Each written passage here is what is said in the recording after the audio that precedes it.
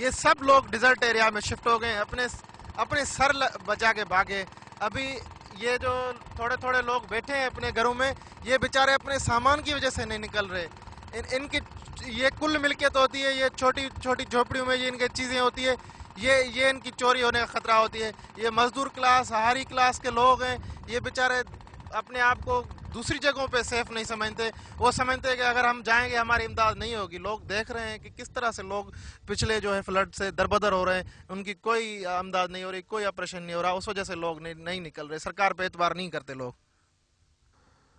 تبھی تو آپ اگر اندرون سندھ کے اندرون ترین گوٹھوں کا سفر کریں تو آپ کو جگہ جگہ ایسے مناظر نظر آئیں گے.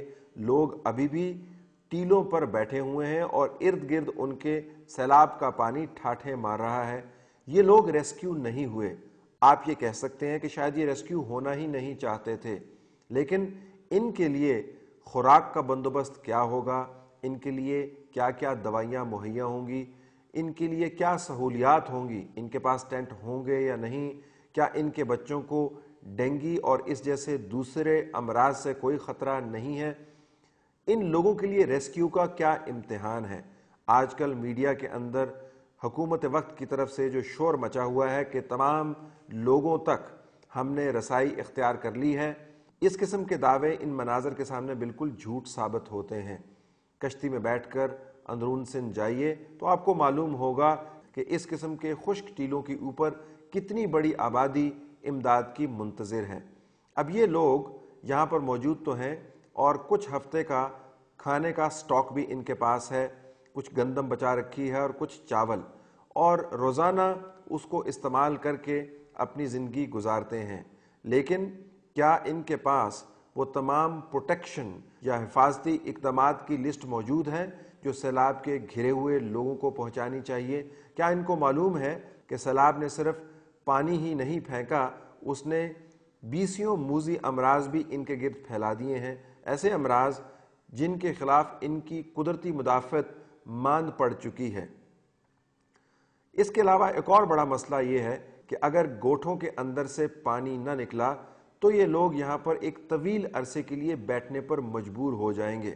اگر یہاں پر پہنچنے والی بوٹس کو میلوں سفر کرنا پڑتا ہے اور رستے میں کہیں پر آپ کو کوئی سپلائیز نظر نہیں آتی، کوئی ریسکیو آپریشن ہوتا ہوا نظر نہیں آتا، تو آنے والے مہینوں میں ان لوگوں کو سسٹین کس طرح کیا جائے گا؟ ان لوگوں کے پاس خوراک کس طرح پہنچے گی؟ ان لوگوں کا رابطہ سڑکوں کے ساتھ اور زمین کے ساتھ کس طرح بحال ہوگا؟ کن لوگوں کو پتہ ہے کہ یہ سیلاب کے مارے ہوئے افراد یہاں پر موجود ہیں؟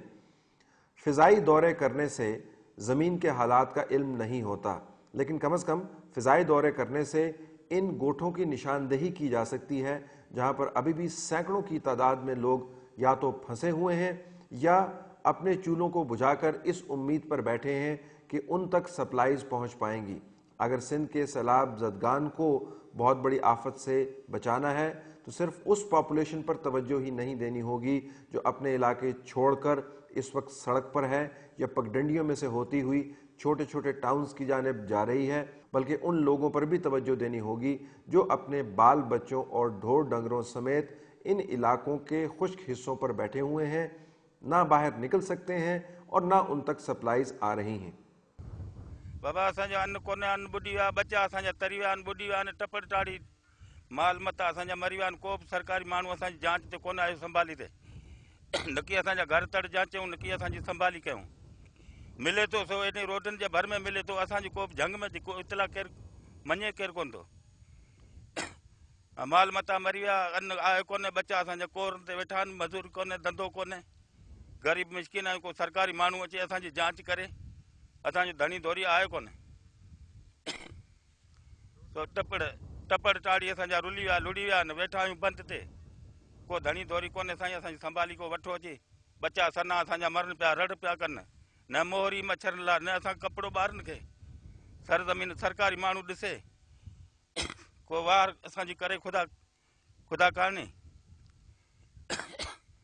कोर खाऊं था बाबा वञूं था किथां पिनी सनी आणियूं था दाणा आणियूं था कोर करे था खाऊं मानी न की अटो न की कुझु कोन्हे हुकूमती माण्हू भले अचे असांजी घर जी तसली वठनि का शइ कोन्हे 2 ॾींहं 3 ॾींहं बुखार वेठा आहियूं अटो मानी वरी किथां ई कोर था खाऊं। चौधारी पानी बीठो आहे, माण्हू ॿुॾण जेतिरा, ॿेड़ियूं पिया हलनि पाणी मजे, सिर बचाए बंदि ते वेठा आहियूं सरकारी शाख ते। कुझु कोन्हे दवा बाबा, पैसो कोन्हे किथां आणियूं, हींअर अस्पताल में दवाऊं बि नथियूं मिलनि, पैसो कोन्हे, मिसकिन आहियूं, धणी धोरी केरु आहे कोन्हे। अखियुनि में सूर, बीमारी, मच्छरनि खाई साड़े चढ़िया आहिनि, साड़े जूं बीमारियूं, न की इलाज, न की दवा, न की ॿी कुझु केरु कोन्हे। बाबा 25 मण असांजो अन्न लुड़ी वियो आहे न, 2 ॿकरियूं मरी वियूं आहिनि, 2 असांजा ढोर मरी विया, का कोन निकिती, असां सिर बचायोसीं। बाबा कुझु न कुझु असां खाधो ख़र्च ॾिन, को मोहरियूं ॾिन, को कपिड़ो पाइण लाइ ॾिन, कुझु अटो असांखे ॾिन, राशन ॿियो असां वटि त वाह को कोन्हे। बाबा 4 साल त कोन वञी सघंदासीं बाबा, ठहंदो ई कोन्हे बाबा, उते लुड़ी विया, काठ किला कख पन, असां ग़रीबनि जा कख पन, सो विया लुड़ी, पाणी बीठो आहे, माण्हू ॿुॾ जेतिरा, ॿेड़ियूं पियूं हलनि, उन माण्हू मां कीअं घर तर ठाहे सघंदुसि। बाबा किथे भवा ई कोन्हे कैंपनि में बाबा, सरकारी जायूं स्कूलूं बंदि थी वियूं, भवा कोन्हे बाबा, हाणे असीं केॾां निकिरूं, न असांखे सवारी मिली सघे, न असां किरायो केॾां वञूं। एसी हाणे हयाती आहे, असीं वेठा आहियूं, मुआसीं तरी वियासीं त अधा अलाह खे पहुतासीं, अॻे पहुची वियासीं, वरी अलाह खे पहुतासीं, केॾां वञूं, केॾां वाह कोन्हे, केॾां वञूं। ये ज़मीन पर काम करने वाले जो ज़मीन का जिस्म फाड़ कर हमारे लिए फसलें उगाते हैं, इतने बेकस व मजबूर हो गए हैं कि शायद उनके पास अल्लाह के सिवा और कोई आसरा नहीं है। जभी तो आसमान की तरफ हाथ उठाकर बार बार दुआ करते हैं। लेकिन सदर आसिफ अली जरदारी साहब की हिदायत इन तक नहीं पहुंची कि खुदा पर तकिया कीजिए और अपने गुनाहों की माफ़ी मांगिए, लेकिन फिर भी खुदावंद ताला से ये दुआ गो है कि अगर उन तक इमदाद नहीं भी पहुंच रही तो जिन लोगों की ये जिम्मेदारी थी कि उनको इन इलाकों में इमदाद पहुंचाएं, उनको हिदायत तो कम से कम फराहम कर दे, क्योंकि जब तक पॉलिसी मेकर्स तक हिदायत नहीं पहुंचेगी, इन लोगों तक मदद भी नहीं पहुंचेगी। सांगड़ के ज़रई इलाकों का एक और मसला ये है कि यहाँ पर कोई दरिया नहीं बहता, यहाँ पर नहरें हैं जिनके ज़रिए इन इलाकों को सैराब किया जाता था। नारा, मिठड़ो, खिरपो, धोरो, समरीजो, ये वो नहरें हैं जिनके ज़रिए फसलों को पानी दिया जाता था। इन नहरों का निज़ाम भी दरहम बरहम हो गया है। अगर पानी यहाँ से एक जादुई डंडे के ज़रिए निकाल भी दिया जाए, फिर भी उन नहरों को रिस्टोर करते हुए साल लग जाएंगे, शायद इससे भी ज़्यादा। इसके साथ साथ ज़राअत के वो तमाम आलात जिनके ज़रिए ये लोग ज़मीन को नरम करके बीज डाल के फसल उगाया करते थे, सैलाब की नज़र हो गए हैं। जब ये लोग अपने बच्चे यहाँ से नहीं निकाल पाए या बहुत मुश्किल से निकाल पाए, तो वो आलात किस तरीके से निकाल पाए होंगे जिनके ज़रिए इन्होंने अपनी रोज़ी रोटी कमानी है। ये ज़राअत के निज़ाम की तबाही आने वाले दिनों में सांगड़ जैसे अजला के अंदर एक क़यामत से कम नहीं होगी।